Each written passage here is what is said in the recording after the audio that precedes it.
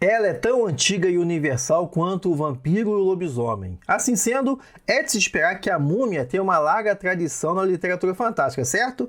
Sim, ela tem. E o que Mary Shelley, criadora de Frankenstein, dentre tantos outros escritores e escritoras, tem a ver com isso?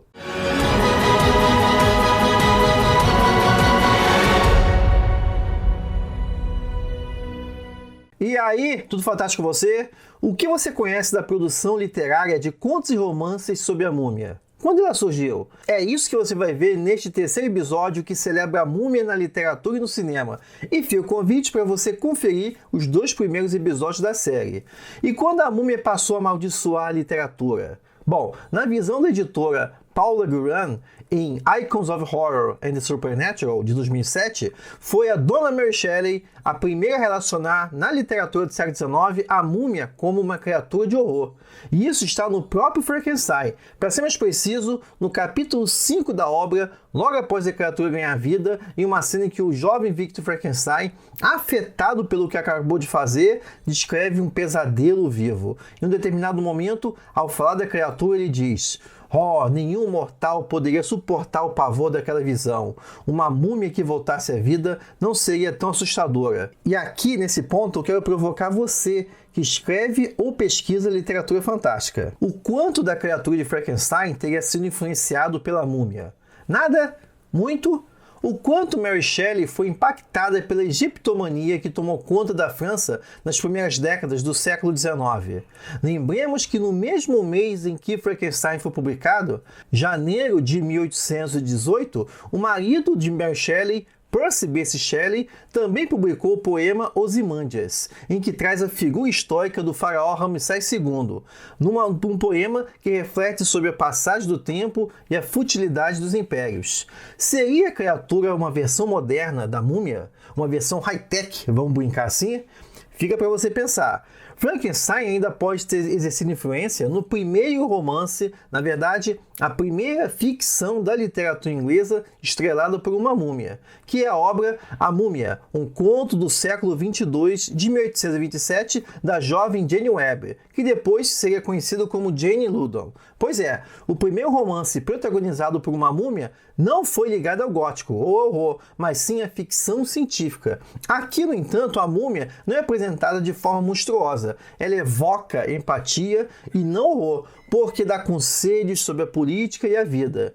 A Múmia, um conto do século 22, é ambientada no futuro e apresenta a múmia do faraó Kelps, que é reanimada por meio de princípios galvanistas, em um futuro avançado tecnologicamente, com cirurgiões e advogados autômatos, movidos a vapor, e com mulheres usando calças. Após sua estreia na literatura inglesa com esse romance, a múmia foi personagem nos trabalhos de vários nomes do gótico francês, inglês e norte-americano ao longo do século XIX e XX, nunca sendo plenamente estabelecida como um ícone do horror. Vou citar aqui as principais obras com essa criatura e você vai notar que ela foi trabalhada por grandes nomes da literatura fantástica do período. Preste atenção, você prezado escritor e escritora, para você ver como é que cada característica, as convenções das múmias que você está cansado de ver em filme, em desenhos também, vão surgir ao longo dessas obras. Dentre essas obras que ajudaram a estabelecer as características das histórias da múmia, destacam-se O Pé da Múmia, de 1840, do francês Théophile Gautier. Ainda que a abordagem do tema ocorra pela comédia, temos aqui um exemplo do fascínio que peças e objetos do Egito Antigo exerceram na França do século XIX. No conto, um homem entra em um estabelecimento que vende antiguidades e compra um pé de múmia mumificado, que, segundo lhe dizem, pertenceu a uma princesa egípcia de nome Hermontes. Ele pretende usar o pé como peso de papel. À noite, após chegar de aventuras noturnas, ele é acordado com um som dentro de casa e vê uma mulher com roupa de princesa egípcia pulando em uma perna só.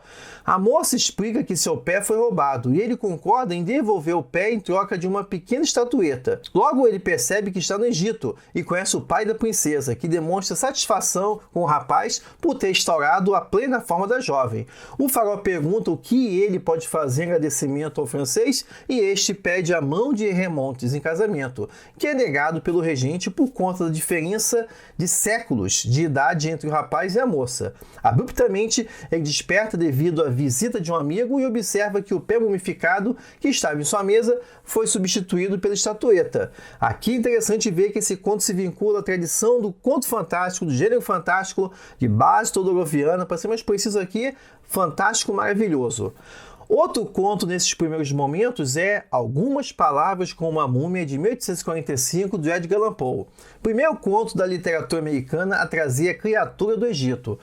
O tom que o mestre do gótico norte-americano imprime, todavia, é de sátira ao invés de horror. A história gira ao redor de uma múmia de cerca de 5.000 anos de idade que retorna à vida diante de alguns cientistas após a aplicação de alguns choques da pilha de volta, um dispositivo elétrico de fim do século XVIII. Em debate com os presentes, ele percebe que a natureza do ser humano pouco mudou ao longo de milênios, além de cometerem erros diversos em nome do progresso. Ele pede então que o coloque para dormir por mais alguns séculos. Já em 1858, temos na França, mais uma vez pelas mãos de Théophile Gautier, o Romance da Múmia. O primeiro romance a ser ambientado de forma historicamente precisa no Egito. Já a primeira menção na literatura à maldição da múmia, e pela primeira vez também o uso da múmia como veículo de horror, aparece no conto Lost in a Pyramid, or The Mummy's Curse, de 1869, da escritora norte-americana Louisa May Alcott. Na obra, exploradores da pirâmide de Quéops se perdem dentro da construção e queimam o caixão e o corpo de uma múmia como forma de chamar a atenção da equipe de resgate.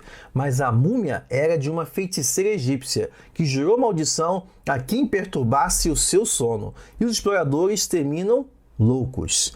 Na Inglaterra, após o primeiro romance de 1827 com A Múmia, um conto do século 22, o primeiro conto de múmia na ficção inglesa foi My New Year's Eve Among the Mummies, publicado em 1880 por um tal de J. Arbuthnot Wilson, pseudônimo de Grant Allen. O criador de Sherlock Holmes, Arthur Conan Doyle, foi também figura central na formação da tradição literária da múmia, em The Ring of Thoth, de 1890, e também no conto Lot Number 249, de 1892. No primeiro, um egiptologista visita o Museu Louvre e percebe que tem um estranho lá dentro. Posteriormente, ele descobre que essa pessoa abriu o caixão de uma das múmias e se vê envolvido, então, na história do Anel de Thoth. Uma informação interessante é que no começo da elaboração do roteiro do filme A Múmia, de 1932, que eu vou falar no próximo episódio, os produtores da Universal procuraram uma obra literária para ter como base, como haviam feito com Drácula e Frankenstein. No caso da Múmia, foi esse conto aí do Conan Doyle, The Ring of Thoth, o Anel de Thoth, a fonte consultada. Já o conto Lot Number 249 trouxe pela primeira vez uma múmia revivida como promotora do medo, sendo utilizada como instrumento de vingança contra outras pessoas. Já em 1896, viu a publicação do romance Iris, a Mystery, de Theo Douglas, em que uma linda virgem, após ter rejeitado o sacerdote Savak como marido, é posta em transe e colocada viva dentro da tumba. E lá permanecerá até que seu verdadeiro amor a acorde ou não. Bram Stoker, autor do maior romance de vampiros, também deu seu pitaquinho na tradição literária da múmia. No romance A Joia das Sete Estrelas, de 1903, Stoker fez a estreia do tema da princesa egípcia revivida, que tem semelhanças físicas com a heroína de tempos atuais. Se você lembrar aí, essa é a abordagem usada no filme O Retorno da Múmia, de 2001. Ao longo do século XX, outros contos dignos de nota de escritores e escritoras que você conhece são The Nemesis of Fire, de 1908, de Algernon Blackwood, e Smith and the Pharaohs, de 1912, de H. Rider Haggard. Lovecraft não podia ficar de fora, ainda mais pelo uso que ele fez de culturas antigas em diferentes obras. Especificamente sobre múmias, temos os contos Sob as Pirâmides, de 1924, que tem vídeo aqui no canal Fantástico Cursos para você conferir, olha em cima, e Vindo dos Íons, de 1935. Esse segundo conto aí, Vindo dos Íons, não é, vamos dizer assim, oficialmente de Lovecraft, no sentido de que ele escreveu como ghostwriter, ele escreveu para outros outra escritora na época e foi contratado para isso, tá? Então por isso que não é normalmente classificado como um dos contos oficiais de Lovecraft e tal. Mas ainda assim, esse conto junto com outros foram reunidos nessa obra aqui, disponível no Brasil, né, do ciclo de Ig, porque nesse conto de 1935, o Lovecraft trabalha com essa ideia dessa entidade Ig, e você tem disponível essa obra no Brasil nessa edição da editora Clock Tower, beleza? Então, só para explicar, porque talvez você olhe a sua coletânea aí e não encontre esse conto, é por conta disso. Porque ele é um conto que o Lovecraft escreveu como ghostwriter, tá? Ou seja, não é propriamente dele, ele escreveu, mas a autoria oficial é de outra pessoa. E as duas últimas obras que eu vou destacar aqui é The Empire of the Necromancers, de 1932, do grande Clark Ashton Smith, e, bem mais recente, é o romance A Múmia, ou Ramsés o Maldito, de 1989, da dona Anne Rice.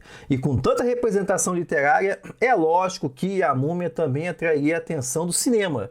E no próximo vídeo eu vou te mostrar que os filmes de múmias já encantavam o público europeu e norte-americano ainda no século XIX, décadas antes da descoberta da tumba de Tutankhamon em 1922. Mas eu quero saber de você. Qual o conto romance de múmia eu esqueci de falar aqui? Deixa aí nos comentários e enriqueça ainda mais o conteúdo desse vídeo.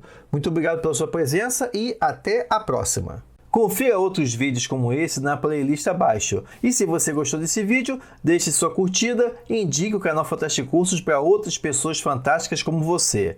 Muito obrigado pela sua presença, te vejo na próxima!